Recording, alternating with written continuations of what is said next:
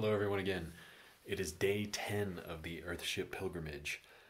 It's been a long day. A lot of stuff to learn, but it's been great. Today's update, I wanted to talk just a little bit about the cooling and heating going on in the Earthship. The proof is in the pudding. Outside, it is super cold, nasty, rainy, like major windstorms, fires. It's, let me see, I'll check it right now. Last I checked, it was like, let's see, yeah, so it is like 35 with sleet coming down right now. And inside the Earthship's, like living chamber, the sleep area, it is 70 degrees. So that's about a 30 degree differential. Pretty awesome. These things work. It's amazing.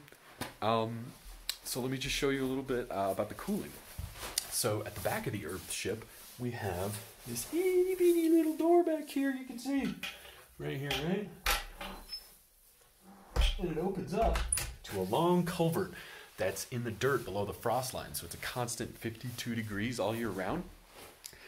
And when I want to cool this place down, I open up that little door, and that cold air meets the warmer air in here, and that interface wants to equilibrate, so all the cold little air particles now are ejected into the living space. And because the pressure can't increase without adding energy to the system, they naturally trend out, and I give them a pathway to convect outside the vents up here when they're open. I'm not going to open them right now because it's cold out, but when that airflow is set up, that's how we get natural cooling in here during the summer, and it's actually quite remarkable. There's a good little air current, and this place stays like, 70 degrees when it's 90 or 100 or so outside. These things are amazing. Okay. And then, like I said, the day's just been kind of busy. Did a lot of schooling stuff. We had a lecture on building with natural and recycled materials. Some really cool stories about how in different countries around the world, materials that we take for granted are so much more precious, like aluminum cans and glass bottles. It takes a lot of embodied energy, or the energy that you put into making that product and getting it to where it needs to go.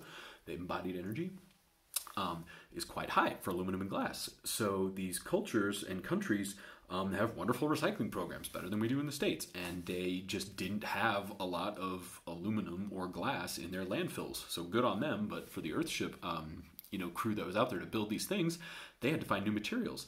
And necessity is the mother of invention. So they came up with these eco bricks because they found plastic bottles everywhere, right? You're not recycling those for money. And so they took plastic bottles, fill them with garbage, and then put them in masonry walls, and they're calling that an eco brick. And it's just fantastic because you're consuming so much more garbage. The goal of these Earthships is to take away more from the dump than we put in. Upcycling materials as opposed to like just breaking them down. Like a tire is a great example. They try and fill it with dirt and make this thermally encapsulated brick that helps you live, which is quite remarkable for a tire that was doing nothing because it was worn out and in a landfill. That's far better. That's upcycling rather than downcycling, like just tearing it apart and putting it in a playground for a little while till it has to be trucked off because, the little steel things are hurting kids' feet.